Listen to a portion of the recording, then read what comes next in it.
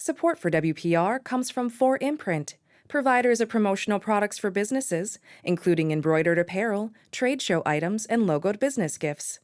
More is at 4imprint.com. 4imprint, for certain. Support for WPR comes from The Alliance, dedicated to helping employers self-fund for over 35 years by providing data and insights to make informed decisions about health plans. The-alliance.org.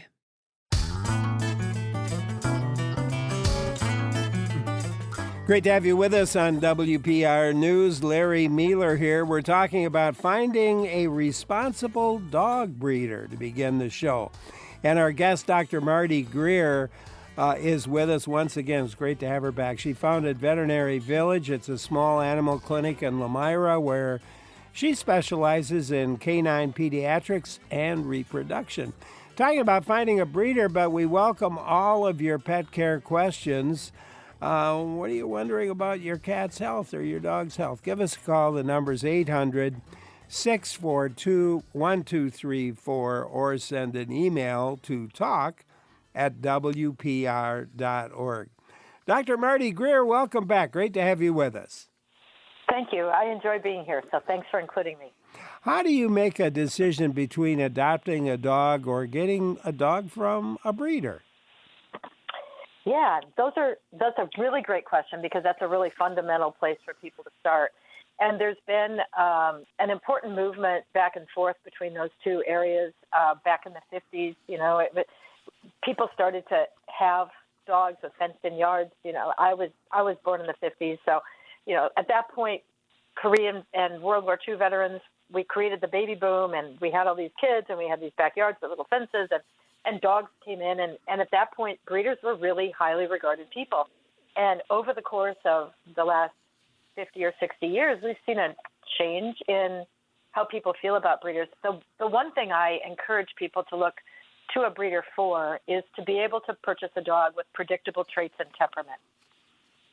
So to me, that's a really important thing, and I was thinking about this morning before we came on the show, is if you're 70 years old and you're getting your last dog, and it has to be something small enough that when you're 85, you can still pick him or her up and carry them around because they're older and they may need help with mobility. You want to be able to be sure when you're 85 that you can still carry that dog. If you go to the shelter, you aren't always able to predict exactly what they're going to be size-wise, what they're going to be personality-wise, how much exercise they're going to need, the amount of coat care, do they need to be groomed, do they shed? Those are really important things at that stage in your life. But then I started thinking, well, if you're 28 years old and you're deciding to have a family, you also need to have some real predictability in the dog you're getting. Is it going to be good with kids? Is it going to be good with the neighbor kids coming in and out of your yard? Is it going to be a dog that's friendly and won't knock the kids down? And things that may not seem like that big a deal until you find yourself in a crisis. Yeah, I can think of some friends who made the wrong selection, and it was tough to have to let that dog go back to the place where they purchased it, just because they had not thought through having a very rambunctious dog and a responsible breeder. What's a responsible breeder? So in my world, a responsible breeder is someone who knows that they have homes for all the puppies that they're producing, so they're not filling shelters and rescues with dogs that are unwanted. They do health screenings, so they can do the best they can to predict and prevent the development of health concerns. So that means x-rays of their hips, x-rays of their elbows, DNA tests. We now have DNA tests for 300 diseases and traits, more than 300. It's about 350 right now with paw print genetics.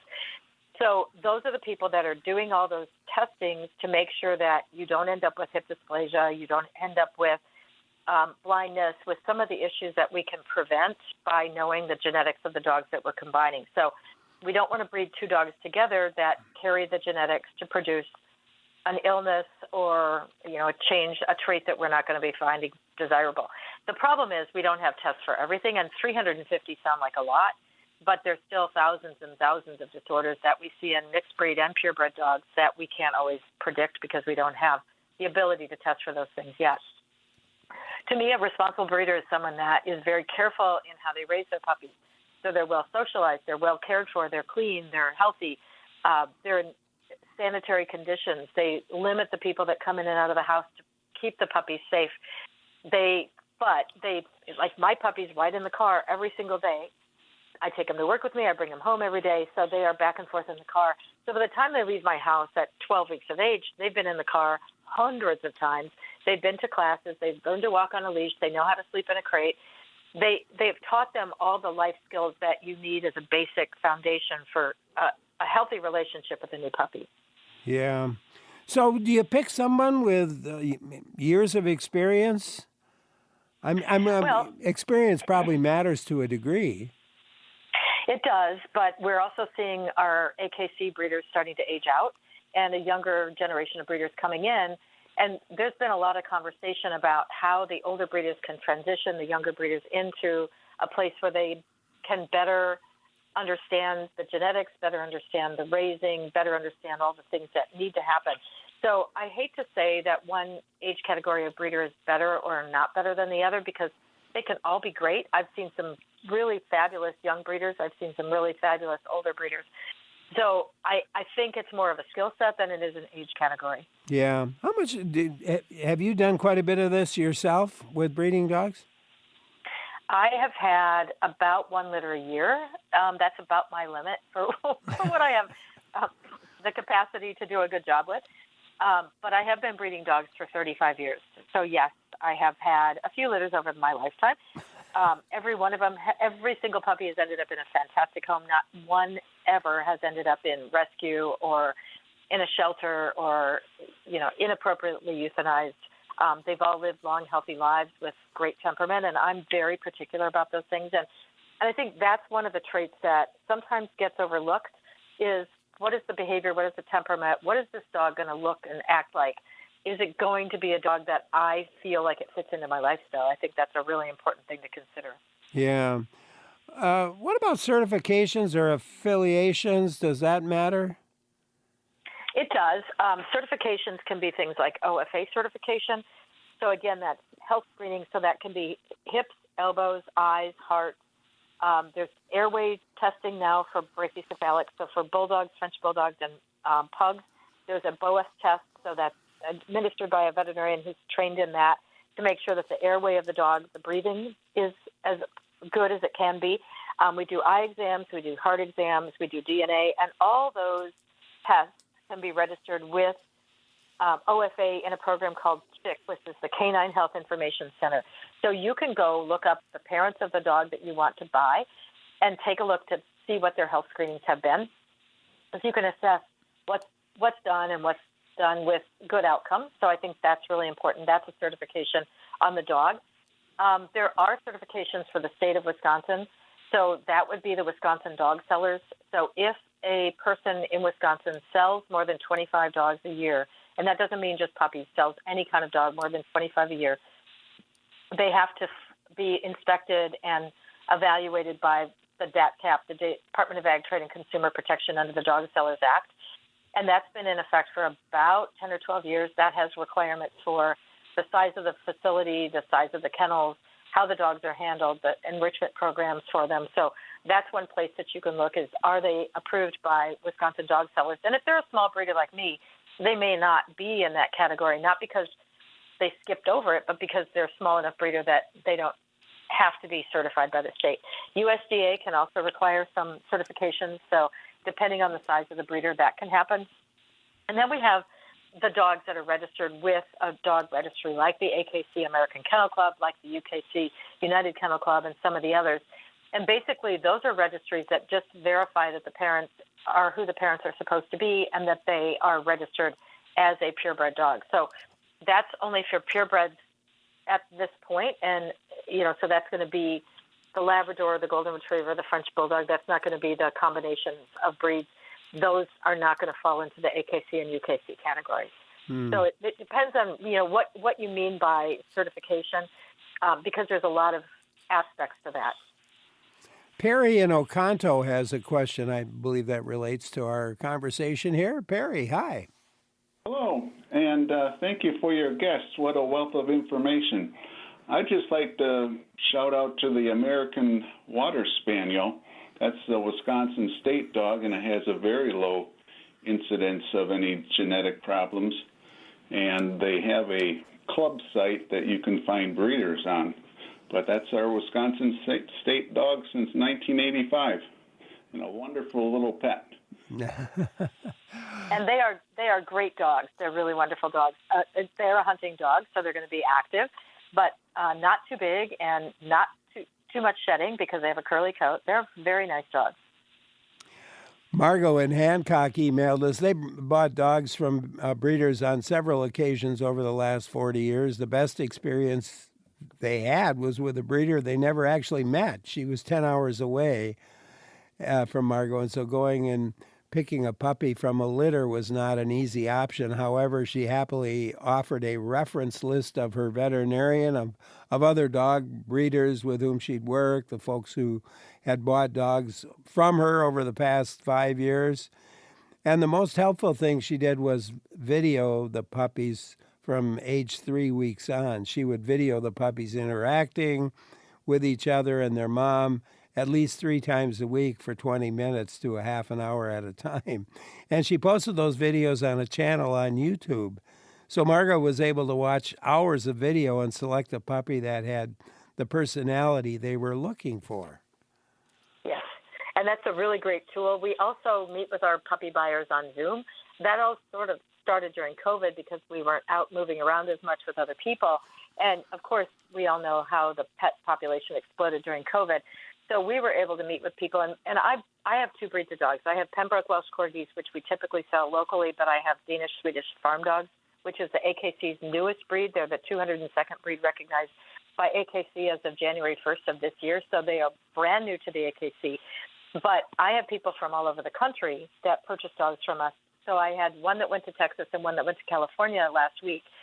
So we were Zoom calling with people so that, again, we could interact with them. They could see that I really had puppies. I wasn't a scam artist.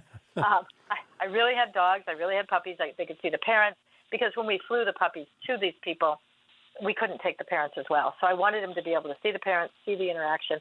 And so Zoom is a great tool. YouTube is a wonderful experience. Some people set up cameras in their puppy room and leave them streaming all the time. I personally don't do that. It's a little more techie than I want to get, but you do have to be really careful that if you hear a puppy crying, that you don't run in there in your undies and forget that the camera is on because you don't want anybody to go, oh. So you have to be a little cautious with that.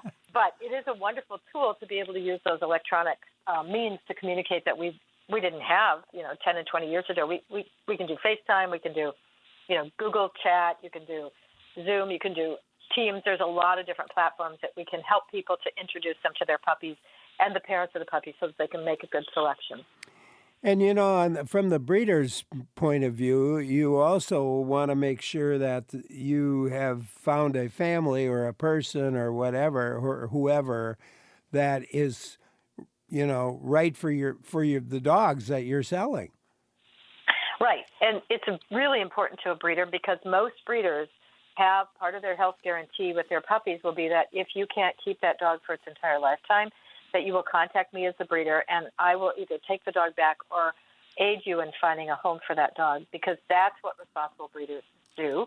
That's really the hallmark of it. It's not, you sell it and it's out of your life forever. An hour ago, I saw one of the puppies I sold to a lady who lives here in Wisconsin. I saw one yesterday, so I get to see my dogs quite a bit, and breeders are going to want that communication, and they want to stay in touch, and they want to give you that option if it isn't working out. Say, you fall down the stairs and break your hip, or, grandma moves in with you, or something else happens in your life that's a really unfortunate experience, and you can no longer keep that dog. The breeders, in most cases, are going to want that dog back to help you place it into an appropriate home so that there isn't that need to put them into a rescue or a shelter situation. Dr. Marty Greer, our guest today, veterinarian who founded Veterinary Village, a small animal clinic in Lamira. Questions for her, give a call. The number's 800-642-1234, or you could email us to talk@wpr.org. I'm Larry Mealer for WPR News. Great to have you with us today. Larry Mealer here. We're talking about your dog's health. We're talking about selecting a puppy or a dog from a responsible breeder. And Dr. Marty Greer, our guest. Questions for her? I hope you'll join in. The number to call, 800-642-1234, or you can email to talk@wpr.org. You see some breeders advertising traits like, what would they call it, teacup size or rare coat color. And you wonder, how healthy are those kinds of dogs who might differ from American Kennel Club breed standards? Yeah, and that's a really good question because in many cases, those dogs are healthy, but not always. Sometimes the coat colors that are unusual are the dilute colors like lilacs, or the merle colors, which are the patchy colors with the blues and the blacks and the whites in them. Some of those dogs do have some associated health concerns, so you want to be really careful that you're not picking a color above health. Health should always be the first. Health and temperament should always be the first things that you're looking for, and I'm very particular about that. And you'll also want to see when you're working with a breeder if this is someone that subscribes to their club's recommendations. There are local kennel clubs that are all breed. There are local clubs that are purebred of one breed. There are national clubs. So, for instance, there's the Pembroke Welsh Corgi Club of America is my national club. I'm a member of that, and anybody that's a member in that club has already been screened, and you can be very assured that someone in that club is going to have quality dogs, health screened, that are going to meet the criteria that you would consider to be a responsible breeder. So by looking at those kinds of relationships, that kind of helps you to understand that there's someone else in the world kind of looking over their shoulder and making sure that they kind of stay in line. So again, you can look to those. Are they a member of a breed club, an all-breed club?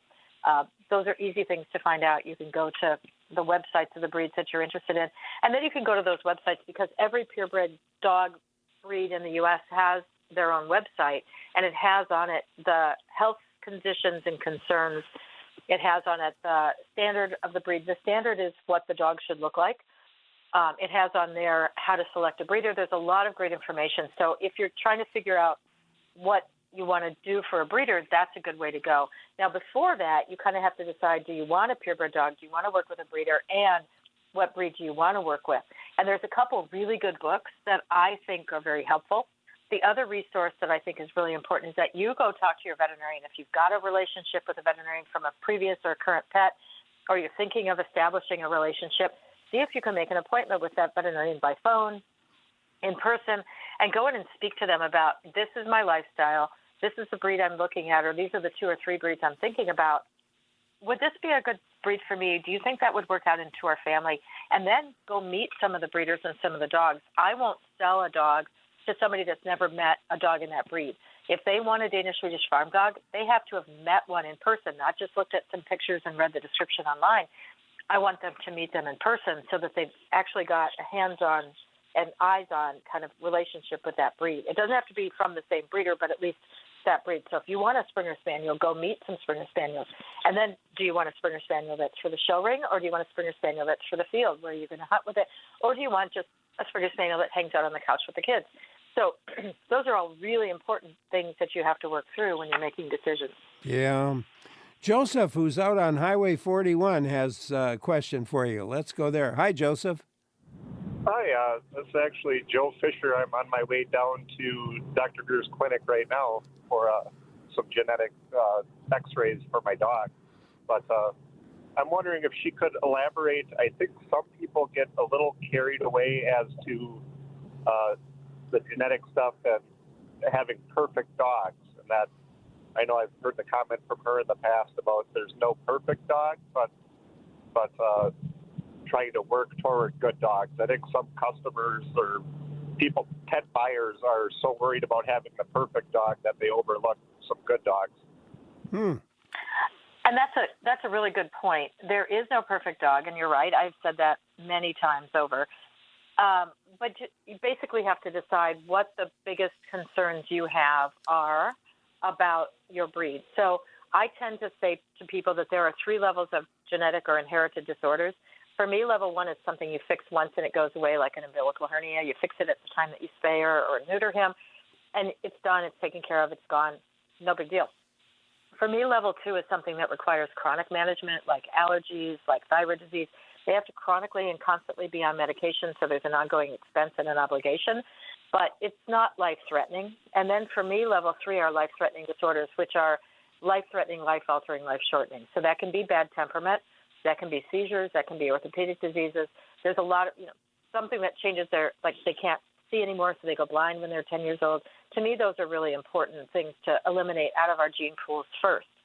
Unfortunately, some of those diseases don't have DNA tests and probably won't for many, many years. Things like hip dysplasia, they think there are probably 12 to 14 genes that influence the inheritance of that. So trying to find that combination hasn't happened yet. They're working on it, but it hasn't happened yet. So I think you have to decide what is your trigger and what's your biggest concern. We have a lot of people that have had a previous dog with a health condition, and they've come in and they've said, I want a new puppy, but I definitely don't want a dog that could ever develop the same disease that my last dog had, because that was hard for us, that was painful, it's going to bring back hard memories. So I think it's important that you understand there is no perfect dog, but that you work with a breeder that's doing their very best to breed the best of the best of the best, and that includes structure. So a lot of people, when they look at shows like Westminster and the Philadelphia Dog Show on Thanksgiving, they look at that as being a beauty contest. They just see that those dogs are these beautiful dogs that people parade around in the ring. And that's a really unfortunate misunderstanding that a lot of the people in the public have, because when you're a breeder like Joe and like me, you're looking for a dog that is built like it's supposed to be built. And those dogs have a standard written by our National Breed Club that describe the length of the dog and the kind of the coat and how the tail should be carried and whether the top line should be flat or if it should slope. All those things that look to you like it's just based on beauty, but it really is based on function. If you look at a Corgi, it's supposed to have a board-level top line, flat across the back.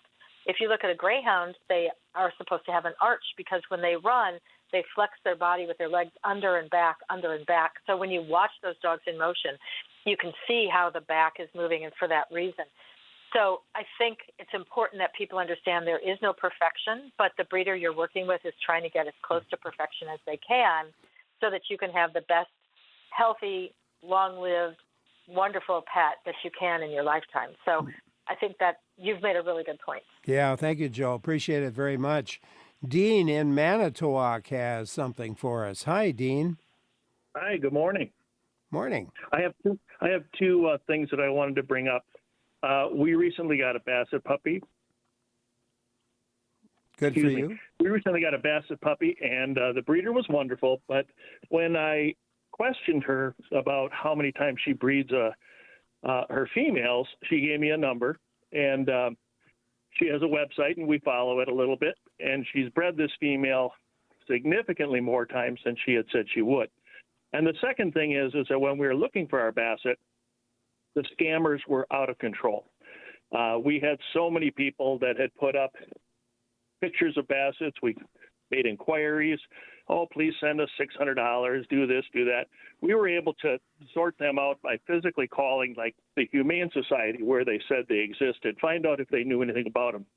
But there's got to be a ton of people who purchase puppies, it's a great deal, and then just completely get scammed out of it. Those are my questions. All right. Thanks, Dean.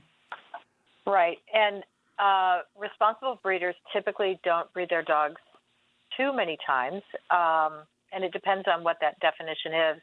If she's a large breed dog and maybe had one or two puppies in a litter, they may consider that to be such a light load on the female that they would sort of not count that in the normal number of breedings. That's up to the personnel breeder.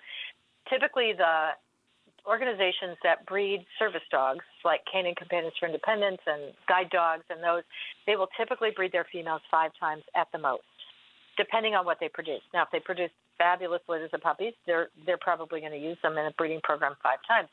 If it was an unsuccessful breeding, they're probably going to eliminate them earlier in the process. So if that kind of gives you an idea of what that type of organization that values their breeding females so much that that's the foundation of where your next service dog is coming from. They know their genetics. They know how to raise dogs correctly.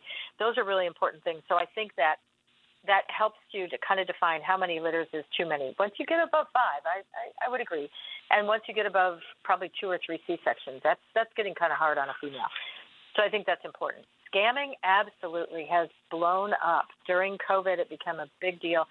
And if you get a message from a breeder, a quote-unquote breeder, and it may not really be a breeder, maybe somebody that's in, Vietnam scamming you from their computer, and they ask you to wire them money, you don't want to do that. You want to make sure that you're working with someone that actually exists and that they're actually puppies. So like I said, I do Zoom calls, but you could still even fake that. But I'm expecting that the person on the other end, because part of the reason I'm Zooming with them is I want to meet them.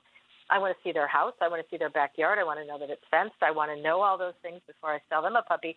They could scam me too. So you have to be, to a certain extent, trusting people, but be smart about it. If they're asking you to send them gift cards, wire them money. Anything that just smells a little fishy, I would definitely walk away from that and work with someone that you feel like you can trust. If they're a member of the National Breed Club or a local kennel club, they're probably okay. But people can put up anything on their websites, anything on their Facebook pages, and they can look really legitimate and truly not be. So you have to be a little bit savvy about those things. And of course, meeting them face-to-face to exchange money for the puppy is always the best way to do it. Yeah. Dean, thank you. Harry in Barneveld, what's on your mind? Just to piggyback off of that, those comments, is there a typical time frame where you should not breed a female? Like, is it 6 years? Is it 7? I guess, what's your recommendation there? Sure. Usually 8 is as long as I like to leave a female in a breeding program if she's had successful litters in the past. If she's never had a litter before, I try not to breed her after age 6 because I just think that's asking a lot. Fertility drops off about 33% by the time a female reaches 8 years of age, 6 years of age. So at that point, their fertility starts to decline. But dogs don't go through menopause. So it happens that dogs are 10, 12 years old and can still get pregnant. So that's not a good situation. That's not ideal. That's awfully hard on an older female dog to do. So I would not recommend doing anything after age 6 for a first time. And then, of course, on the young end, we don't recommend breeding before the first heat cycle, and we don't recommend breeding before all the health clearances are done. OFA's full registration for HIPS doesn't happen until the dog is 2 years old. You can get HIPS certified younger than that with either a preliminary from OFA, which isn't quite as accurate, but it's good, or pen hip, which you can do as early as 4 months of age. Now, clearly, you're not breeding a dog at 4 months of age because she hasn't come into heat yet. She's not old enough. I like dogs to have at least one heat cycle before they're bred because they're going to be more likely to have a fertile heat cycle, more physically and mentally mature. We want these girls, like when they have puppies, they shouldn't be babies themselves. They should be mature enough to understand that they're having babies and how to take care of them. And you mentioned OFA, and that's the Orthopedic Foundation for Animals. I don't know if we mentioned that before, but I wanted to bring that in. Thank you. Kent emailed us and says, why encourage purebreds when we have so many rescue animals? And I was waiting for this question, and I think that's a great question. So we have 80 million dogs in the United States. That's the general population that is understood to be there based on AVMA and other organizations' data. National Animal Interest Alliance and a number of organizations have about 80 million dogs. On average, a dog lives to be about 11, so that means 11% of the dogs that are in people's homes, if they're going to have it replaced, will need a replacement every 11 years. So that's 11% of the dogs. Currently, the AKC breeders that are breeding dogs and registering with AKC are only meeting the needs of about 15% of that. That leaves 85% that are coming from other sources, and that may be from shelters, from rescues, from imported dogs, and we can get into a whole discussion about that if we want to go down that path. A whole bunch of other sources, non-AKC breeders, there's a lot of other sources out there. But I will tell you that the dogs that end up in shelters are not the AKC purebred dogs. Those are not going into shelters and rescues as a general rule. Occasionally something catastrophic will happen in someone's life, and then their breed club will typically pick up the slack and help people find homes for those dogs. But typically, the number of dogs in the shelters are not those. If you look at the shelter populations, they've dropped over the last 30 years. They've dropped to very low numbers compared to what it used to be. The euthanasia rate is very low compared to what it used to be. And unfortunately, a number of the dogs in those shelters are the pit bull terrier type dogs. They're not necessarily purebred pit bull terriers, but they're American bullies, pit bull terriers, a lot of those, which are not necessarily a desirable pet for a lot of owners. That's just not a pet that they can bring into their life. So that's a big problem. Like I said, if you're starting a family, that may not be the breed that you want. You may want a golden retriever. If you're elderly, you may want a small dog. And if you're looking for small dogs, they are never in shelters. If they go into a shelter, they are virtually always adopted out within a day or two. So if you're looking for predictable traits that are going to fit your lifestyle, many times a breeder is your best option, whether it's a purpose-bred dog or a purebred dog. And purpose-bred dogs may be the Labradoodles, the Golden Doodles, that category of dogs that people are breeding on purpose, but they're also doing their health screenings. They're doing all their testing. They're doing all their socialization. So these are dogs that are well-bred, well-raised, and are looking for people that need that predictable type of dog. Not everybody can take the shelter dog that just randomly shows up. Yeah. Listener emailed, your guest is providing great information. Thanks for covering the topic. We live in Phoenix, Arizona, and adopted a female St. Bernard 3 years ago from a shelter. She's a gentle and loving soul who gets along with everyone. Her name is Sasha. Nice. That's one of those really great stories. I love that story. Barbara from Verona emailed us, had flat-coated retrievers for over 30 years, from first from flat coat rescue, last 3 from breeders. None of these breeders let her select her own puppy. Instead, Barbara told the breeders that what she was looking for in a puppy. They selected the puppy that was the best fit for her life and interests. The breeders have lived with the puppies since they were whelped and know them inside out. Somebody just meeting a litter of puppies has no idea what the personality of the puppy is like, just how it acts under some specific conditions. Please don't leave people with the idea that breeder who doesn't let them pick a puppy isn't a good breeder. The opposite can be true. And I typically select the puppies that leave my home for the homes for that very reason. I breed for keeping a dog out of almost every litter, so I keep one dog back, and that's an important thing for me. And then the rest of the dogs I place based on age of the client, lifestyle. Do they have kids? Are they home a lot? The things that are really important to me to make sure that my puppies get into good homes. I just placed 2 puppies with elderly gentlemen, old enough that you're almost like, I hope you're good with this, but they're small dogs, so it's okay. They're 15-pound dogs, and both of them instantly were sleeping in the bed with them. I'm like, oh my goodness sakes, like that doesn't happen at my house till they're a year old. But okay, if you're good with the puppy and she's working out, go for it. Clearly, those puppies met their needs very specifically and very fast, because first night they were already in the bed with them. I don't recommend it, but it's their first experience. So, and they're both people that have had dogs for years and years and years. They're, even though they're well in their 70s, these are not new dog owners, so they know what they're doing. They're good. Craig in Alaska, we'll go to you now. Hi, Craig. Good morning.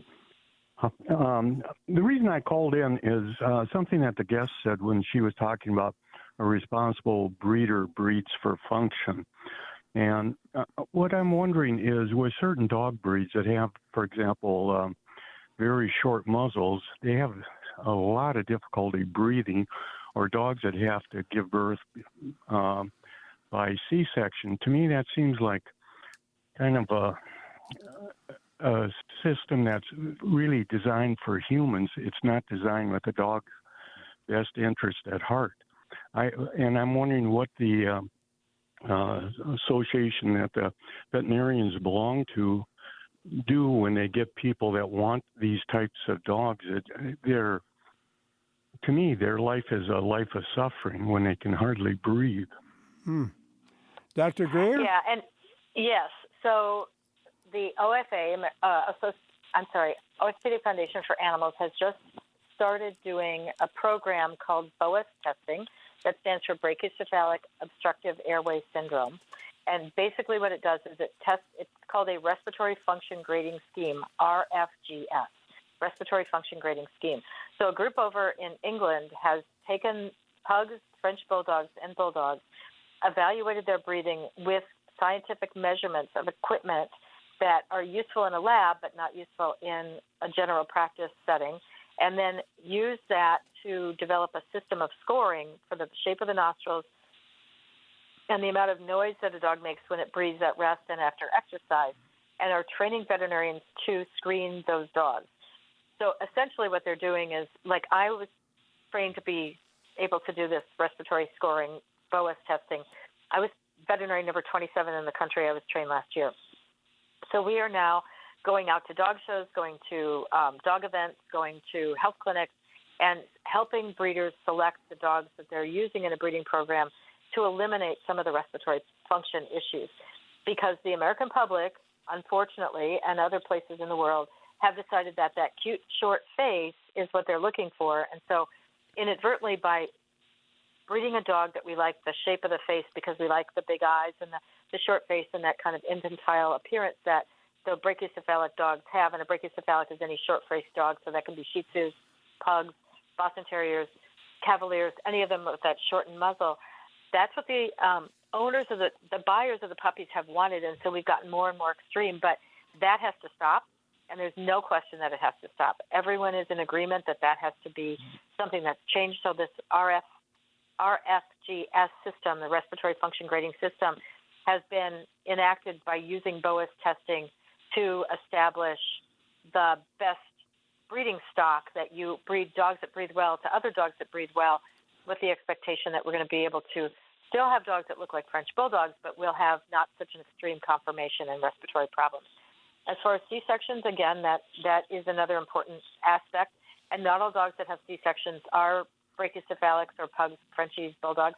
But certainly that's a preponderance of what we see for C-sections. And again, we've got breeders that are pushing back and saying we want to have dogs that are better able to have their puppies on their own. Unfortunately, again, people have liked the look of a big shoulder, big head, and then a more narrowed pelvis, which inherently means that it's more difficult for those females to give birth. So we need to start pushing back as people who buy puppies and talking to our breeders and saying that's not the look we want, and we need to start changing that. They are changing it in the European countries. What we don't want to see happen is for that to become law in the United States, because that's a little bit more extreme than what most people in the U.S. probably want. But they have enacted some of those laws in the European countries. And so those things are changing, and we need to be, as veterinarians and as people who buy puppies, the people that say that's not what I'm looking for. Dr. Marty Greer, our guest today, veterinarian who founded Veterinary Village, a small animal clinic in Lomira, Wisconsin. I'm Larry Mealer. You're listening to WPR News. Thanks for joining in today. Larry Mealer here with my guest today, Dr. Marty Greer from the Veterinary Village, a small animal clinic in Lomira. Just a quick mention, Patricia McConnell will be back with us later in the show, and we'll be talking about how dogs and wolves are different and alike, but that's around 12:30 today. Right now, we're taking a look at responsible breeders and picking a puppy and working with a breeder in picking a puppy, but we're also taking your general health questions about your dog, and I hope you'll join in. The number to call, 800-642-1234, or email to talk@wpr.org. Dave emailed, Dr. Greer said earlier that the older AKC breeders are aging out. What type of oversight is there among younger breeders? Are younger breeders not registering with the AKC? Oh, yeah. So a number of the younger breeders are breeding more of the designer or purpose-bred dogs that aren't necessarily purebred dogs. Again, it's a little hard to tell if it's because the public wants to purchase those dogs or if that's what the public has available to purchase. So I'm not really sure. I'm an AKC delegate for the Waukesha Kennel Club. So I am involved with AKC, and AKC is working on programs. They have a canine college coming up so that they're developing programs that can be taken as virtual classes online to help the younger breeders understand pedigree analysis and health screening and raising puppies and all that. In fact, I've been the instructor for several of those courses, so I know firsthand that they're working hard to develop a structure to help the younger breeders. We would love to see more younger breeders affiliate with AKC old guard breeders, and I have a few of those that are happening, that a younger person that wants to become a breeder is being mentored and handed off a breeding program that's been one of excellence, one of health, one of performance in the ring, one of performance in the field, trying to get younger people involved with those things with the old guard, helping them to learn those skills before the old guard is gone. So I think there needs to be more of that, but again, it partly depends on demand and it partly depends on what people are interested in. So if you have a breed you're interested in and you think you want to start working with a breeder, that's your opportunity, is to start contacting through the National Breed Club, through the local breed clubs, and finding out if there is someone willing to share their breeding program, mentor you, and help you with that, because we're going to lose some of our breeds. Right now, of the 202 AKC breeds, over half of those are considered low-entry breeds, meaning very low numbers of those dogs are being registered. So, of course, number one is the French Bulldog. We have Labradors, Golden Retrievers, German Shepherds, all at the very top. But those are dogs that have many, many dogs registered every year. And we have some breeds that it may only be 2 or 3 litters a year in certain breeds that are being born in the U.S. So if we don't start to react and preserve some of these breeds, we are going to start losing some of the breeds, and some of the people that are going out are taking information with them. Yuri in Janesville has something. Let's go there. Hi, Yuri. Hello. My question has to do with Wheaton Terriers.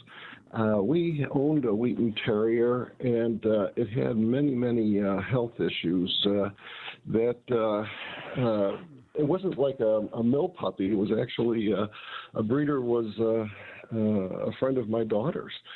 And my question is in regards to importing more Wheaton stock from Ireland. Is there some kind of a path to rejuvenating the breed and not so much inbreeding?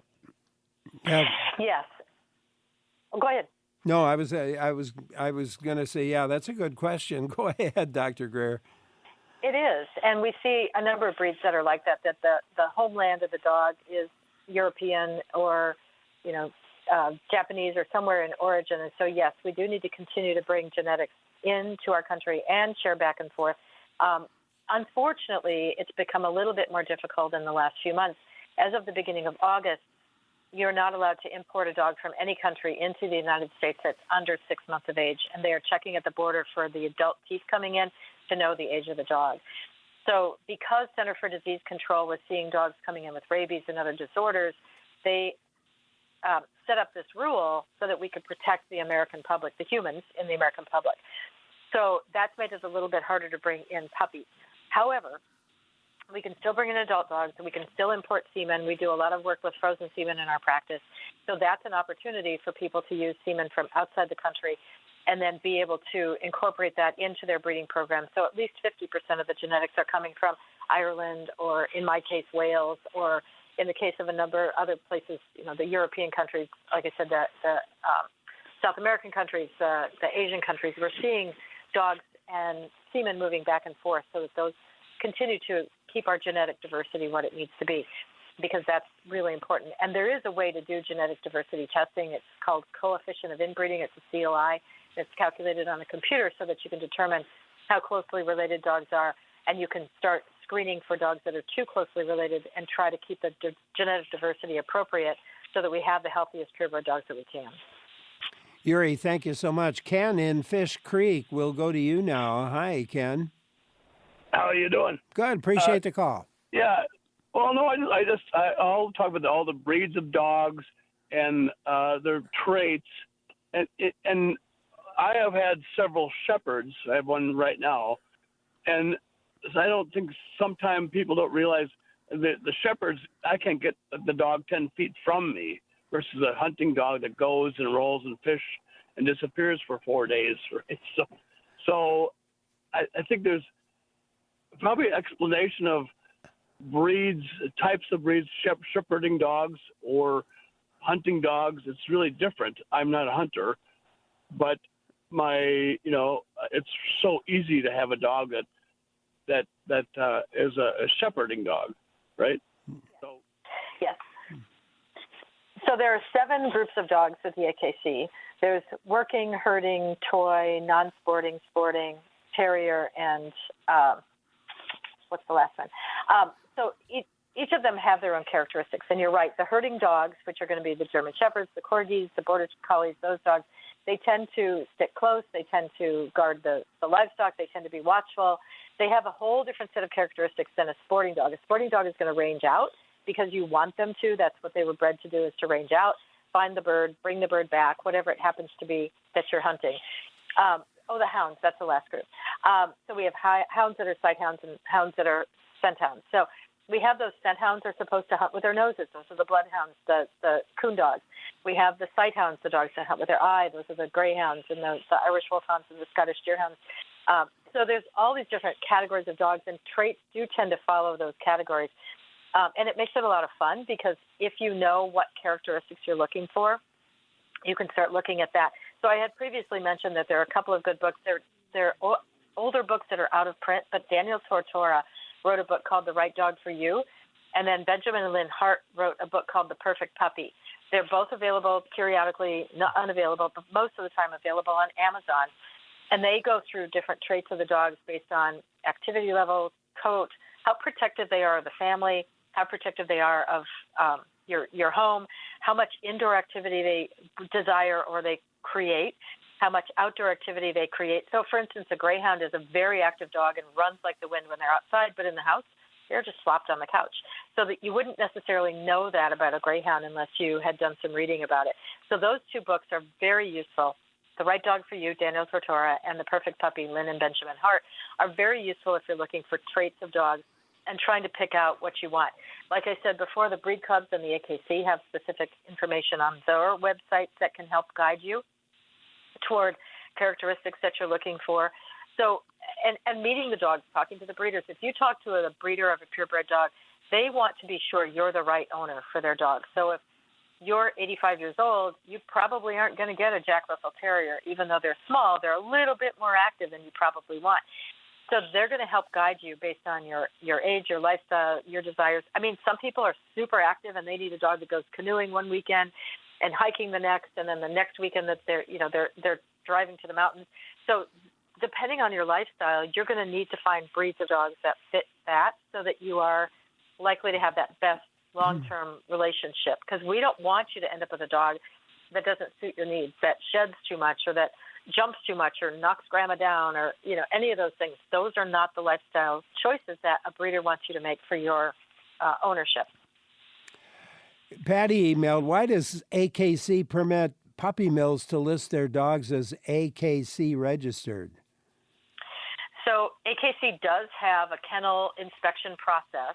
They go to the large-scale kennels, but if you really look around, and I have done this personally, most of the dog places that raise dogs are no longer the kind of conditions that you associate with puppy mills. If you're looking at pictures online that organizations are putting up, they're probably putting up pictures from 20 and 30 and 40 years ago. I have been to all kinds of breeder facilities, every kind you can possibly imagine, from the best to the worst. I have been there. I have seen them. I work with breeders. I work a lot with Amish breeders. They're wonderful people with great dogs. They're doing all their health screenings. They do their eyes. They do their hips and elbows. They do their heart. They socialize their dogs. They want you to have a dog that's a good quality dog. So the perception of puppy mills, it really doesn't exist anymore. The 2 concerns that we had in Wisconsin, the 2 facilities, those are out of business. They're long gone. USDA does inspections. AKC is not meant to be a policing organization. They're meant to be a registry. Even saying that, they still go into the large-scale breeder facilities on an annual basis and inspect them and make recommendations to them. To be a USDA-approved breeder, which you have to be if you're selling dogs sight unseen, so if you're shipping dogs to people that you're not meeting face-to-face with, you have to be USDA. If you're following the law, they are inspecting these kennels. They are requiring certain criteria of size of the kennel, amount of exercise, time outside, how the dog food is stored, right down to the socialization and the enrichment program. So what you're thinking of from 20 years ago you really need to look fresh at what's going on now because it's much different than it used to be. Dr. Marty Greer, our guest, and will be with us up until 12:30 today. We are going to take a quick look at the news, find out what else is in store for us here on WPR News, and then we'll be back. I'm Larry Mealer.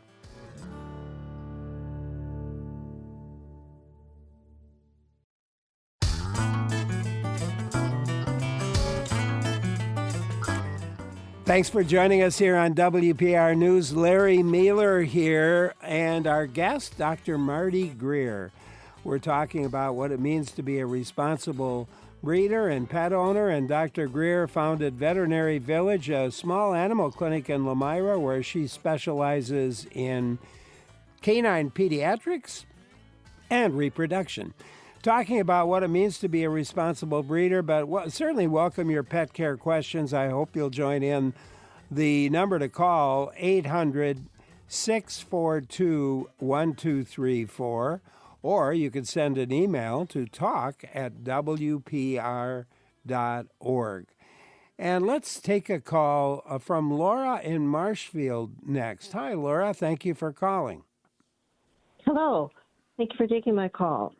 I have an 8-year-old, a terrier Chihuahua mix that was diagnosed with severe pancreatitis 4 years ago. He's being fed 4 times a day, light meals 4 times a day. My concern is, I guess, first of all, can I ever get him off of prescription food? And what's the other question?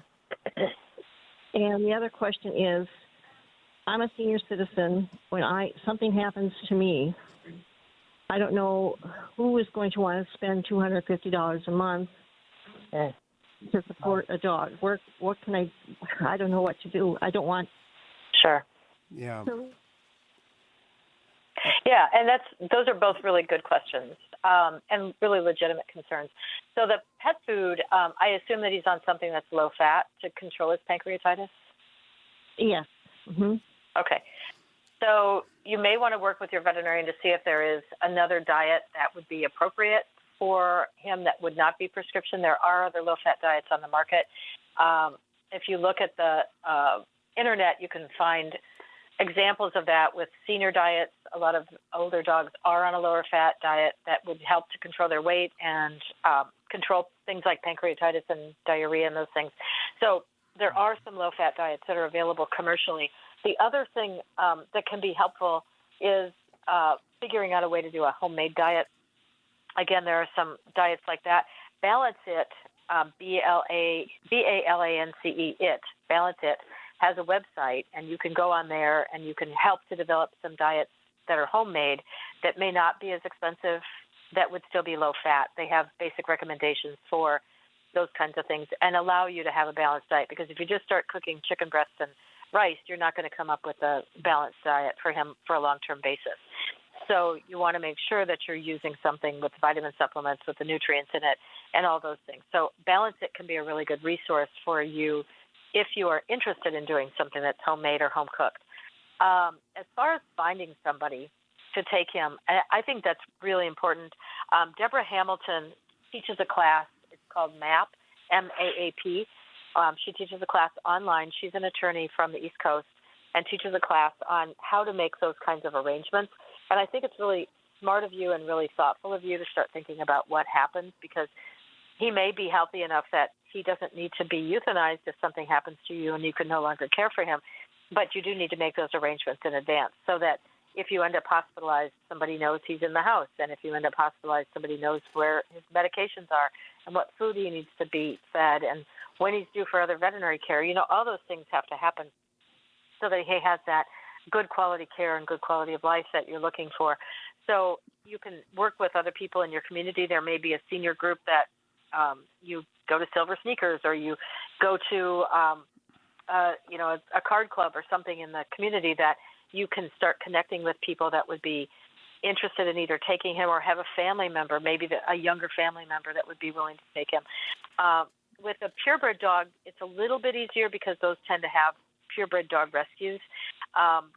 if you have a Dalmatian, then the Dalmatian Club is going to help you with a Dalmatian. When you have a dog that's a mixed breed, it's a little bit trickier because a lot of times there's not one breed group that wants to take responsibility. But talk to your local shelter or Humane Society and see what kind of arrangements they can help you with. Would they house them for a short period of time if you needed to be in the hospital but you were expected to come home? Those are all things that need to be taken into account. Is if you end up in long-term care, that looks different than if you're ending up in short-term care. So all those things have to be considerations. So Deborah Hamilton, like I said, would be a really good resource to take one of her classes. They're free, they're online, and that way you can start connecting with the right people to help you with those logistics to make sure you negotiate through that in advance, because you don't want to be doing that from a hospital bed. You want to be doing that when you're still able to make good decisions. Yeah. Laura, thank you so much for calling. Appreciate it. Vivian in Green Bay, your turn. Hi, Vivian. Hello. I have a rescue from out of state. She's apparently Black Lab and Australian Shepherd mix. She does have the abbreviated tail. But she also has very thin ankles. Her good weight is 40 pounds. My vet says that the carpus tendon, I guess, in her front wrist is really hyperextending. So a couple of years ago, we stopped walking on concrete. Now we go to a local park and stay on soft turf. So far, she has not needed regular pain meds for this.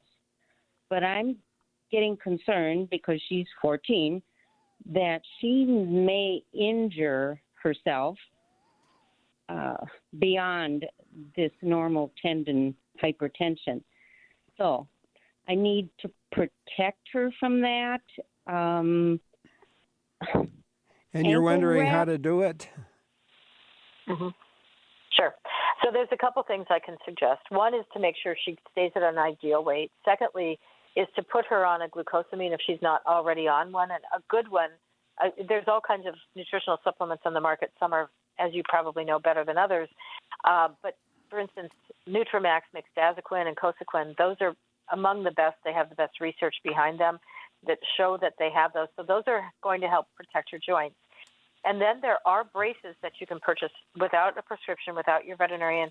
There are braces you can purchase and put on her when you go to the park. I'm looking online right now, and they're in the $30 to $50 range. So you can get those as supports for her carpal joint. The carpal joint is the front leg, the wrist at the front leg. And there are braces you can purchase for those. So if you are going out and walking, because you want to keep her fit, if you let her just lay on the couch and hang around the house, she's going to lose even more capacity and even more muscle tone. So that's a way that you can protect those front legs from any more damage, but still get her some exercise and get yourself out there too. Yeah, there you go, Vivian. Thank you for calling. Appreciate it. You can join in too. Number to call 800-642-1234 or email to talk@wpr.org. Joe's originally from Lemira, actually. He emailed us. He wonders if you, Dr. Greer, have ever seen the Christopher Guest comedy movie Best in Show, and if you think it accurately portrays life at the professional dog shows. Oh, yeah. We kind of laugh about that in the dog world, that it's not just a comedy, it's also a documentary. So, yes, I think I know some of those people. So, yes, I believe, yes. I've seen it a couple of times. It's a great movie. And unfortunately, it does hit a little close to home because I think that there is definitely some truth in that. Of course, it's meant to be a spoof, but nevertheless, I'm afraid it's a little too accurate. Nutrition's come up a couple of times, and I'm wondering about proper nutrition for a puppy growing up. What's your advice for choosing the right kind of or brand of food for your young puppy? Sure. So I definitely think puppies should be fed puppy food. There are plenty of places that tell you that an all life stage food is adequate, and I don't really believe that to be the case. In fact, they make some that are for small breed puppies and some that are for large breed puppies. So I think it's important that you're aligning with the age of the dog, the breed of the dog, the size of the dog, all those things I think have to happen to get on the appropriate diet. My favorites are the ones that have research behind them. They may not be the ones with the best commercials, although they're working on it. But the ones that I think are the best are the 3 that have research behind them. And that means not only do they test the food chemically to know how much nitrogen is in the food and correlate that with protein, but they actually feed it to dogs in feeding trials or cats in feeding trials so that these are being consumed by real live dogs and cats. And we know for sure that they are getting the nutrition that they need. And those are going to be Hills, which is prescription diet, and Science diet. That's going to be Purina. They have a great line of food. And then that's also going to be Royal Canin, Eukanuba, Royal Canin, Eukanuba, Iams, and Waltham and Pedigree all fall into that same category. So I think there are some really good diets out there, and I think they're really appropriate. I don't think they are necessarily the ones with the best commercials, but commercials are only what they want you to learn and not necessarily what you are going to find to be the best nutrition. I personally feed one of those 3, varying depending on what's going on. But yes, those are the foods that I feed, and those are the foods that we recommend in our practice. And how much water should a puppy consume each day? Oh, there's actually a formula. It should be 50 cc's per, I'm going to have to look it up. 50 cc's per pound of body weight, I think is what it comes to. So there's an actual formula. Generally, the rule of thumb is what they are comfortable drinking that doesn't end up flooding the house or flooding the dog crate. So we try not to let them just gulp down water endlessly and have some control over it. One of the things I like a lot are the drinking bottles that are made by Lixit, Lixit. That's a drinking bottle or a spigot that you can put on your outdoor faucet that the dog licks, and it allows water to come out, but it doesn't leave a big bowl for them to paddle around in or swim in or, play in or slop all over the floor in the kitchen. So they're really nice because the dog has access to water in their crate, wherever you leave the bottle, in the kitchen, whatever, but they have to drink it slowly, and it also puts them in a head position that they don't slop the water out of the sides of their mouth when they're drinking, because there's some dogs that are really not neat drinkers. So it can be kind of messy in your house if you're not careful. Oh, boy. Daniel in Beaver Dam, thank you for calling. Yes, hi, thank you. I was wondering, I have a Chiweenier dog, and he loves tennis balls. He loves to chew them. He loves to kill them. He loves to run with them and take 3 or 4 at a time. And then we had heard, and we stopped doing it, giving them tennis balls, because we heard that sometimes they can file down their teeth, I guess. And I'm just wondering how true that is, because I have regular balls, the balls that they recommend, and he doesn't get into them as much as the tennis balls like he used to. I'm just wondering how true that is, I guess. It is true that if they spend a lot of time, that is an abrasive surface, and it can start to damage the enamel on their teeth. So it's absolutely true. Kong makes a toy that's a pretty fun size and similar in the way it feels to the dog, with the exception of the outside texture. We've also seen dogs eat the entire cover off of a tennis ball, and that, of course, can cause a foreign body obstruction in the dog. So you want to be careful with some of those ball types. But I would be really careful with tennis balls and see if you can find something that would be an adequate substitute. You may have to take them to the pet store shopping with you to figure out. So put him in the cart and take him up and down the aisles until you find just the right thing, because he should have the opportunity to play with the ball, but not at the risk of damaging his teeth. Or you may simply have to just limit the amount of time with a tennis ball every day to only a few minutes, so he still gets some joy out of it, but doesn't end up with enamel damage, because that'll end up with serious dental disease as he ages. Daniel, there you go. Thank you. And that reminds me, I'm wondering about toys that you recommend for puppies to help them with teething. Well, puppies are kind of easy because they typically aren't really aggressive in their ability to tear toys apart. So it's a lot easier to find nice soft toys for puppies. As they get older and become more aggressive chewers, their adult teeth start coming in at 4 months, and they're all the way in by 5.5 to 6 months. So it's important at that point to start getting the tougher toys. They do make some that they say are indestructible, and there's really nothing that's indestructible for every dog. I've seen dogs tear up things that you never could imagine that they could. So you have to limit the amount of time they have. But they make toys with a tougher canvas outer surface. They make a lot of Kong toys that are very durable. Kong makes different colors of toys. Those are the ones that look like a little snowman that you can stuff. And those you can get in different densities so that the black ones are harder than the red ones. So if you have a really aggressive chewer, you can get that. And, of course, it needs to be size appropriate because some of the Kong toys, a dog can actually split their lower jaw into the Kong toy, so you want to be careful that it's not going to get caught on there. So you're picking toys that are appropriate. And, of course, the noisier the toy, the more fun it is. But, you know, the crinkly toys are fun. The squeaky toys are fun. My dogs will go to town on a squeaky toy and tear it up. Within 10 minutes, they'll have the squeaker out, and then the toy is dead to them. You know, it's no longer any fun because it doesn't make any noise. So it takes a pretty durable toy to find some of those that don't get ripped up by the dogs quickly. And we don't want them eating pieces of them. We don't want them eating the squeakers or soft, fluffy insides of the lining or the outer surface because those can cause obstruction. So you want to be careful that you're picking toys that are appropriate for the dog. Puppies, like I said, are easy because they're just not as destructive. But as they hit that 6-month mark, oh, yeah, things change. Speaking of 6 months, reminds me of age in terms of when's the right age to take a puppy out for a walk? Oh, gosh. I think puppies should start walking pretty early. As soon as they're old enough to be on a leash, usually by 8 or 9 weeks of age, I like them to start being on short walks.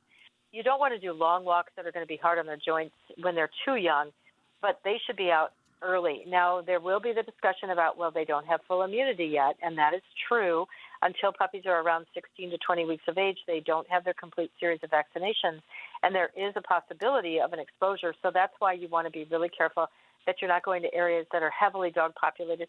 Dog parks have some risks like those. Dogs will go to the park.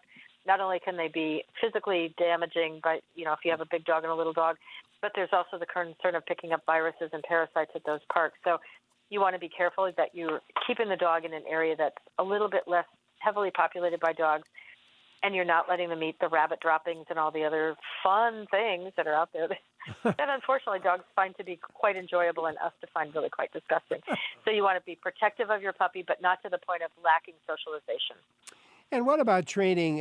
House training is probably the most to-do thing on someone's list. What are your tips for teaching a dog to go to the bathroom outside? Well, if you're really lucky, the breeder may have started them in a litter box. And I know that you're saying, but this is a dog, this is not a cat. But dogs actually will use litter boxes to urinate and defecate in from very early on. I start my puppies when they're between 3 and 4 weeks old. And then when they leave, they are looking for that same surface. So I use horse pellets, but I will then send a bag of those horse pellets home with the people that are buying the puppies so that they can take them out into the yard, the portion of the yard that they want them to go in. So if you live in an apartment building, there may be one area that's allowed for dogs. If you have a house, you can pick this part of the yard that you really like. And then the dog is attracted to that surface because that's something that they're familiar with. So you start with that. And then a couple of tricks are using a crate at night can be very helpful so that the dog doesn't have random places that they can go around the house and decide that looks like a good place to use the bathroom, because we want them to use the outdoor bathroom, not the indoor bathroom. So the minute that they wake up in the morning, the minute they're done eating, the minute that you take them in or out of the crate, the minute you do anything that's a transition from what they're doing, you need to run them outside. So have your boots and your jacket at the door, have your treats at the door, and as the puppy goes outside and squats, as soon as they stop squatting, you want a food treat right in front of them, not when you get back in the house, but the minute that they go from squatting to horizontal, you want that food treat in front of them so that they understand that you're rewarding them for urinating or having a stool in the yard. If you give it when you go back in the house, they're getting rewarded for coming in the house, which is lovely, but it isn't necessarily the message that you want to send, is that you need to use the outdoor bathroom. So you want to take them out about every 15 minutes in between anything other than waking up or moving into different activities. That requires a lot of dedication when the puppies are really young. And some puppies by 8 weeks of age have good bladder control. Most puppies they take them until about 16 weeks to really understand the communication between urinating, defecating, and telling you that they need to go to the door and go out. Now, they do make doorbells that are really cool for dogs. They used to make one that you push the doorbell and it would dispense a little treat, and then you would hear the doorbell, and so you take them out. Now they make some that are electronic with Bluetooth. So you put that on your door, you keep the Bluetooth device in your pocket, and as the dog goes to the door and pushes it, they get a treat, and it alerts you, no matter if you're in the laundry room or the dining room or wherever you happen to be, the dog's at the back door asking to go out. It's the dog is using Bluetooth to call you to the door. I'm like, how much cooler is it than that? Like, I think that's amazing. So there are some things that you can do.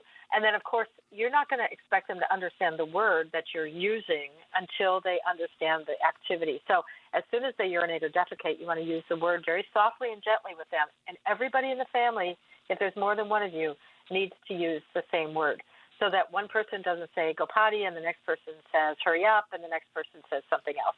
So you can use any term you want, but the dog has to have consistency in the message that they're getting. But the food treat is really the most important thing. And I have a lot of people that push back and say, well, I don't think I should have to give them a food treat. The answer is, if you want to be housebroken in any reasonable amount of time, food is going to accelerate that learning process really much more effectively than just praise alone. And all of you that go to work every day and have a job know that you go to work to get not only reward, but a paycheck. So this is basically the paycheck to the dog to say, this is what I want you to do, and this is the reinforcement. And then you can gradually phase the treats out. But I keep treats by the door in my jacket pocket where they don't have to be refrigerated. So you can just grab your jacket, your boots, the leash, and head out the door. Because when the puppy says, I have to go, they don't mean in 5 minutes. They mean like 3 minutes ago. So you better be fast so that you can get them outside. And what about socializing them? How do you teach them to be friendly with new people, for example?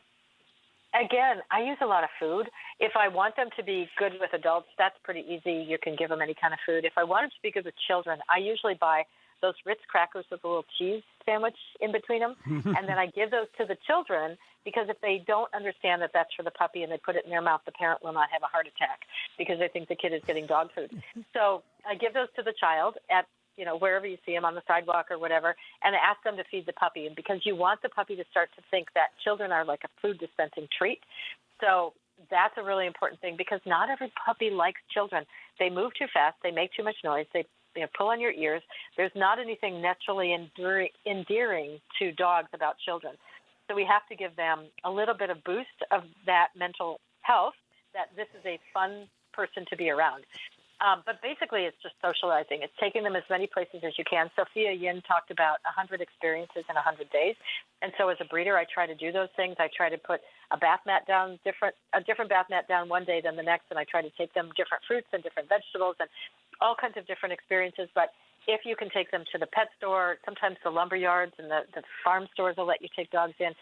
So you'll very quickly figure out where it's appropriate to take a dog, where they allow it, as long as the dog is well behaved, and you can get them out around as many people as you can. And you want them to experience different ages of people, different sizes of people, people that wear hats and people that carry umbrellas and people that wear big coats and people with beards. And so you want to make sure that they have as many social experiences with as many different people as they can, so that you can effectively socialize them. Because if you just limit it to the people in your household, that's probably not enough, especially if you live alone. And on that note, Dr. Greer, thank you so much for spending part of your day with us, a lot of your day. I really appreciate it, and I hope we can do this again down the road. Thank you so much. Thank you. I enjoyed being here. Thanks so much. Dr. Marty Greer is a veterinarian who founded Veterinary Village. It's a small animal clinic in Lamira, Wisconsin. Great to have her with us. Coming up, we're going to talk with Dr. Patricia McConnell about wolves and dogs. They have some similarities and a bunch of differences too, and we'll learn all about them. That's next. I'm Larry Mealer for WPR News.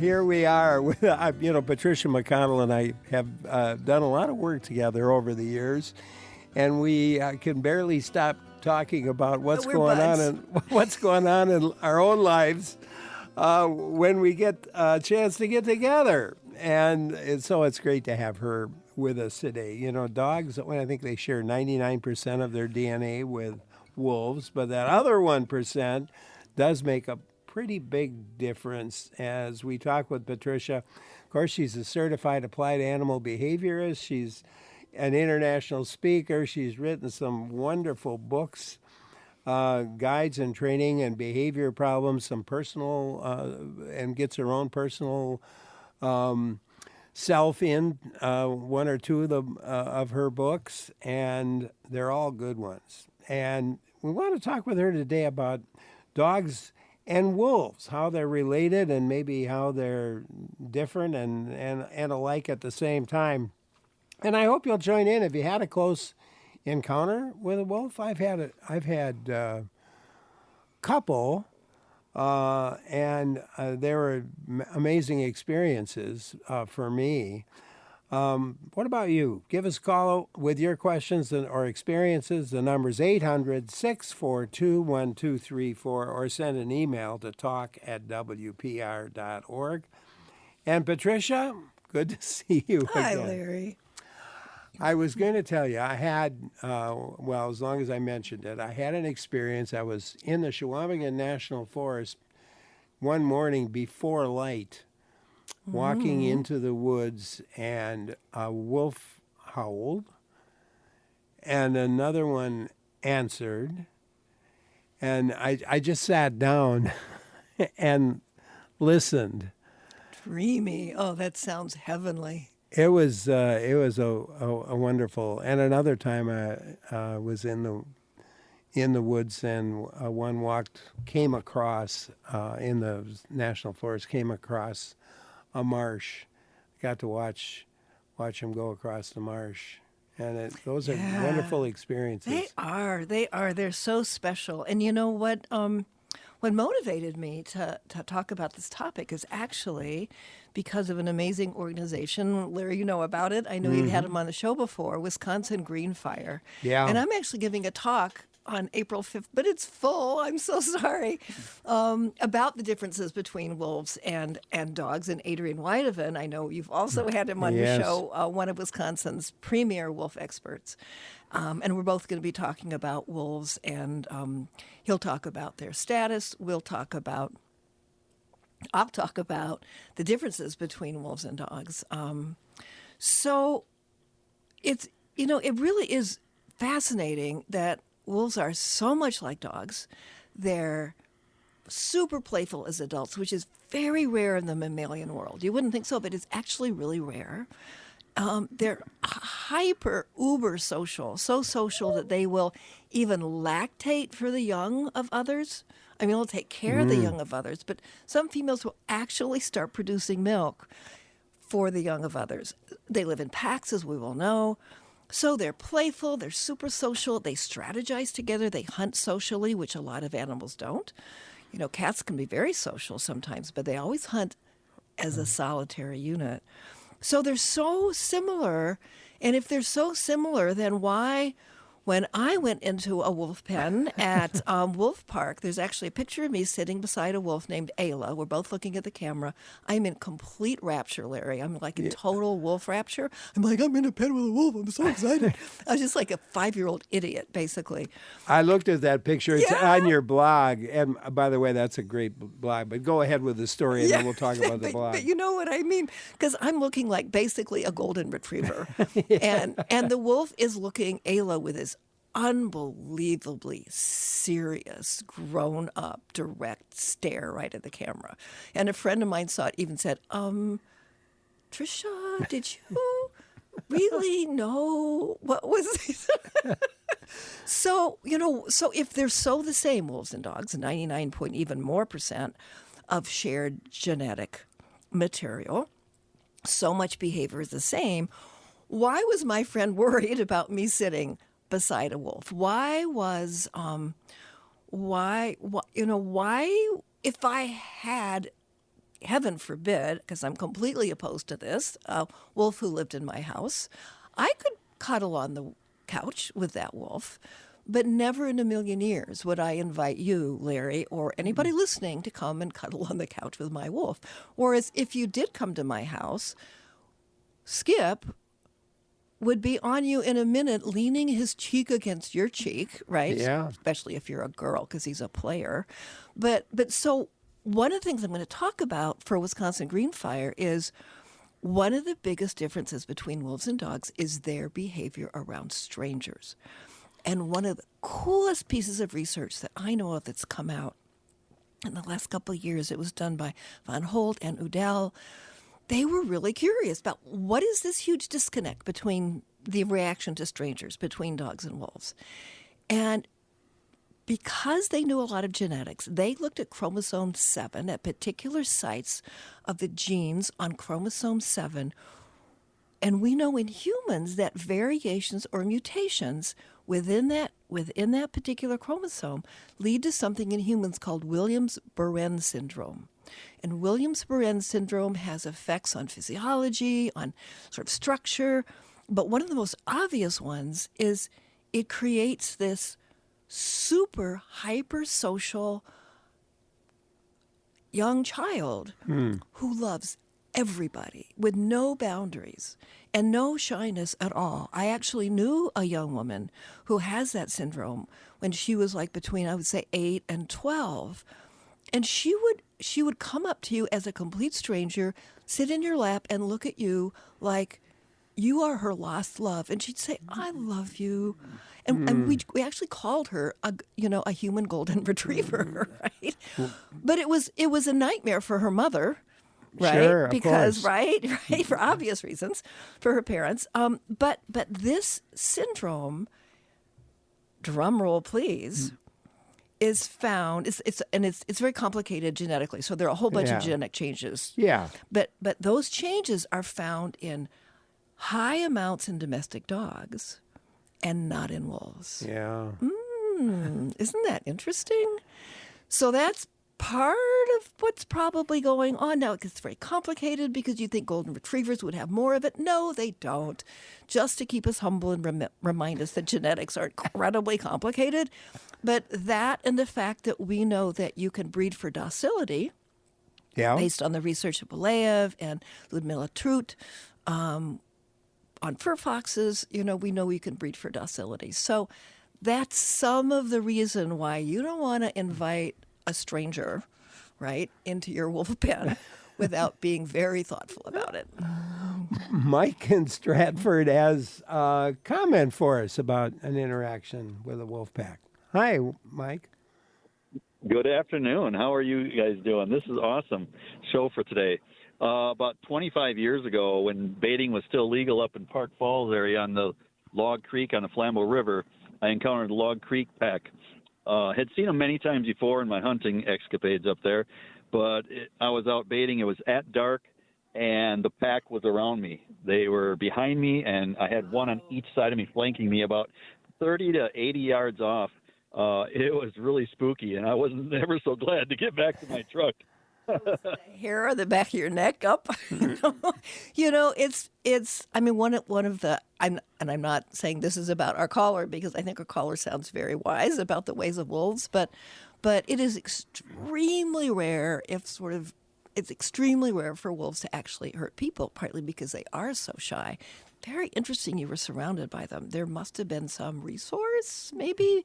I don't know what time of year it was. There's always a breeding and puppies that changes wolf behavior. But that would be a remarkable, notable experience without question. It would indeed.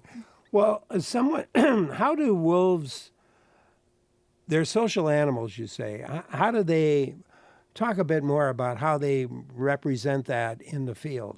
I mean, how do they display that? What? Oh yeah, they're, I think it was Meach who wrote that the soul of a wolf is the pack. I'm not quoting that right, but basically, they are extremely family pack oriented, and there is a breeding female and a breeding male. Some of the roles within those packs have been oversimplified. The whole thing about a quote dominant, there is something to the fact that wolves have a hierarchy, but they do much more. They are much more successful hunting if they're in groups. Some of the packs can get very large, 15, 20 animals. They can pull down big animals because can be strategic. The basis for a working border collie is that people have bred back to the tendency of, at least this is the belief anyway, of individual wolves running around, big, huge, wide circle, to the back of the prey animals and then running them into the jaws of the rest of the hunting pack. So pack life is incredibly important. Lone wolves are always looking to join up. Obviously, they need a female. If it's a male, to be able to breed. But there is a tremendous amount of energy in maintaining a territory for this group of animals, and in each animal's playing a different role often. So, for example, the breeding female, the breeding male, obviously they mate, but they may go off hunting, and an aunt or a nurse, young or, could be older female, right? Mm-hmm. She will be a babysitter. She will stay home. She will take care of them. She will protect them. There are individuals who are always protecting the territory. Wolves can be extremely aggressive to non-pack wolves. They can kill them. They will chase them. Sometimes they kill them. So they are hyper-territorial. But again, the essence of a wolf is a wolf pack. The essence. I'm wondering about eye contact. That came up in your blog, and I think you sort of mentioned it a little bit here, but what is it about dogs versus wolves when it comes to eye contact? I love that you brought that one up, because that's one of my favorite differences between dogs and wolves. It turns out, so first of all, we all know eye contact is a hugely important part of our social relationships, right? Direct eye contact means a lot. So if a stranger on the street walked up to me and walked right up to my face and stared at my face, I would possibly bite him. But I should just say that people do that to dogs all the time, and that's not okay either. But between friends or family members, direct eye contact is a really important way of maintaining social bonds. And there's been a lot of new research comparing the behavior of dogs and wolves, and this is just one of them. Turns out that, first of all, dogs establish eye contact with people at a much younger age than wolves, at 5 weeks, much, much younger than wolves do.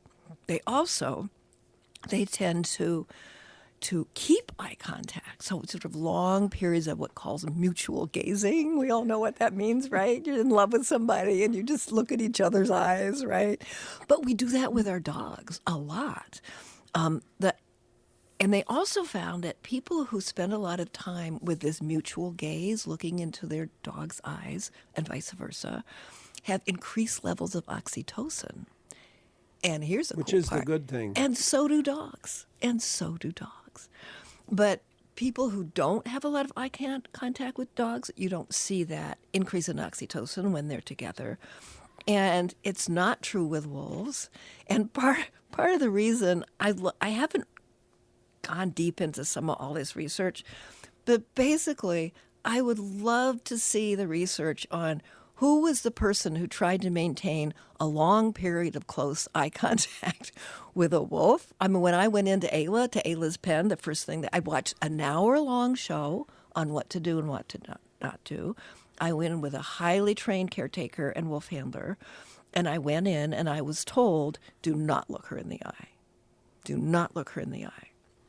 I was also told, if she nips your pants, put your hand in her mouth, I'm not making that up, and push her head away. I did not do that. But she did nip my pants. And while I was like, was that a nip? Should I do? In the millisecond that my brain was going like, what should I do? The caretaker pushed her head away from me. So what was going on with the wolf when she wanted to, or when she took that little nip on your... is it a dominance thing? I think it's more a territorial thing.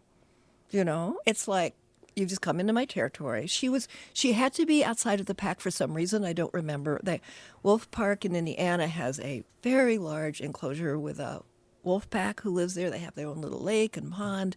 They do a lot of research and public education.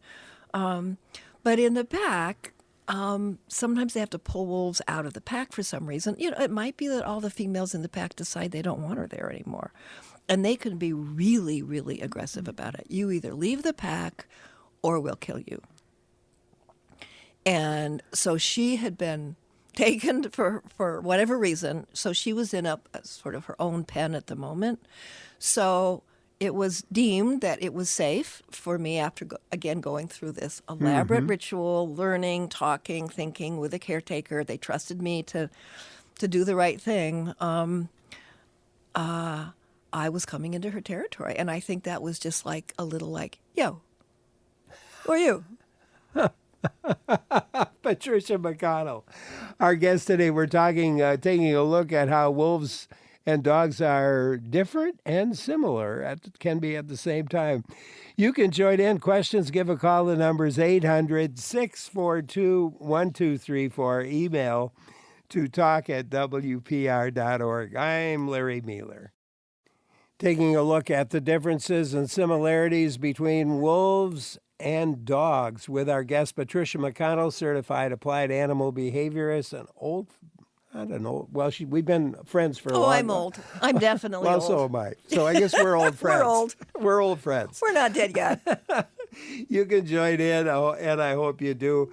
You mentioned green fire earlier. Tell us a little more about green fire. Oh, yeah. Thanks for asking. It's an incredibly great, important organization. It was basically started by scientists who either retired or worked for the DNR, which during the Walker years was a little different kind of a place. Basically, they are committed. They have so many, dozens and dozens of incredibly smart, dedicated volunteers, really smart people working on all kinds of aspects of conservation in Wisconsin. And basically, I got involved because I didn't need to add up that most of us, many of us, no matter what side you're on, feel like the world is a little bit of a mess right now. And one of the things I decided I was going to double down on something I felt like I could have an effect on, which is keeping our land, our air, our animals, the life we live in Wisconsin as safe as possible. And Wisconsin Green Fire is one of the groups that do that. So I'm actually an ambassador, which I'm very proud about. So I'm really excited about this fundraiser we're doing on the 5th, and I just encourage people to check it out because it's sort of up to us right now. It's sort of all up to us, the citizens. And if you love the land, if you love wolves howling, if you love clean water and clean air, etc., then this is a great organization to check out. Let's take some questions. Jeff and Merrill, your turn. Hi, Jeff. Hi, another old guy joining in with me here today. Okay. I was in Tomahawk on my way to Rhinelander on a county road, and I saw what I was pretty sure was a wolf on the tree line, and so I pulled over to watch it. Not often that you get to, see it. So I pulled over, got out of the car, and I'm watching it, and sure enough, it's definitely a wolf, and it's along the tree line. I could see it looking right at me, and I was looking right at it. It started walking toward me. It looked like it was injured. I couldn't tell if it was leaning on its coat. So, you're breaking up. I'm sorry. So Jeff had an encounter with a wolf, eye contact with a wolf. The wolf starts walking toward him. It appears as though the wolf is injured. Wow, and we're left not knowing what happened. What a shame. There are a lot of instances of animals, even taxonomically way farther removed from us than wolves, who have sought out humans. So many marine mammals, for example. Yeah. I mean, there are lots of animals who, for some reason, seem to know or believe or hope that a human can help them. So I would not discount that at all. I think it's very possible. I wouldn't want to be the one to try and take a snare off a wolf, for example, without somebody there, to help. But there are a lot of examples, very, very credible, of animals seeking out help from us humans. Dave in Eagle River, your turn. Hi, Dave. Hello.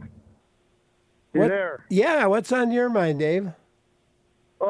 Just the whole wolf and dog thing. Me and my wife, we had basically adopted a hybrid wolf dog at 8 weeks old years ago. Somebody had bought this dog from somebody that wasn't supposed to have it where they were living. So we ended up with it, and he was half wolf and half wolf, quarter German Shepherd and quarter Husky. And all the years we had him, and he passed away, he was almost 15. And we never had a problem with that guy ever. He he wasn't super social with other people. There was about a handful of people. He never bothered anybody. He would come up, walk up behind you and look at you, but he wouldn't attack nobody or anything by no means. Comment on that, Patricia. Yeah, I am. Well, one, good for you for for creating a home, a safe, good home for this hybrid. It's pretty controversial. I actually talked about my concerns about wolf dog hybrids. I'm not in favor of them. I actually got death threats because of talking about that. We live in a crazy world, but there's so much we talked about variation, right? There's so much variation, and I have no question. And good for you for giving this animal a home. It sounds like this wolf dog hybrid was very cautious around people. Sounded like there were just sort of a few people who could come in. And I'm very proud of you. Kudos to you. It sounded like you handled it and managed it really, really well. I work with a wolf dog hybrid. It was a higher percent wolf. It looked very much like a wolf. It was a client who came to me years ago, and all I can tell you, the animal had bitten his wife several times over objects. We're being possessive about objects, and I did what I have always done with dogs. I basically was doing counter conditioning, so put an object down on the floor and then threw a huge handful of cooked pieces of chicken, like real chicken, 10 feet away from me. This wolf dog hybrid walked over to the chicken, ate the chicken, came back, and I went to reach towards the toy to hand it to the wolf. Here, take it. Bit my hand, looking at my eyes, dead on, and I would bet the farm, and I have one, that the wolf was saying, "Don't you ever touch my stuff." Whoa. Oh, my goodness. Jeff and Merrill pulled over to get, maybe you can finish your comment. The wolf was coming for you, Jeff, and what? Yeah, I thought it was injured. I apologize. I hope I hold on here. But anyway, it was, long story short, it kept following the tree line, and we were locked, and I know we were locked eyes on eyes. I thought it was injured. Well, it seemed like it was like I was in that moment for a half hour, but I'm sure it was only about 3 minutes at the max. Yeah. Well, from behind me, a school bus came around the corner, and from that wolf looking at me dead on, me looking at it, that school bus came around, the wolf stopped in its tracks and bolted the other way. So I'm just curious. That when you mentioned the eye contact, that brought that memory back, and I'm just curious. What happened between that wolf and I that day, and could it have possibly been injured, and would it be looking for a human? Well, it could have been a couple things. I mean, direct stares to unfamiliar people are threats. So it's possible. I mean, the answer is I don't know. Yeah. But it's possible that that direct stare was like, "Who are you? What are you doing? You get out of here." It's also possible that in this case, this wolf was trying to communicate something to you personally, wolf to human, and was trying to tell you something, whether it was injured or its puppy was, its pup was injured. This is just going to be a great mystery that you're leaving us with. But thank you for sharing that story. It is amazing to have encounters with them. I was very lucky in Yellowstone, and we heard a wolf howling to our right. Pack behind us started howling. We got to watch them meet up and greet each other, and it was like a highlight of life. Yeah, it is indeed a highlight of life. You're a highlight of life. Aw. Thank you, Patricia, Aw. for coming by and spending some of your time with us today. Patricia McConnell, always fun to have her come by, and she'll come back again, I'm sure, down the road here. She is a certified applied animal behaviorist, and take a look at her blog. PatriciaMcConnell.com is her site where she's got lots of good information, but her blog is really a good one. And I loved all of the comments from those who read the blog. That's kind of almost as much fun as anything else. I learned so much. There's a village all around the world. They're great. Yeah, they are indeed. And you'll be with us, I think, the end of May. So we'll look forward to that. Patricia McConnell, our guest. Big thanks to you for listening, and big thanks to our producers, Clara Neipert, Joel Patnott, our technical directors, Lee Rayburn and Jeff Robbins, our executive producer, Jill Nadeau. I'm Larry Mealer, and we'll meet up again tomorrow here on WPR News.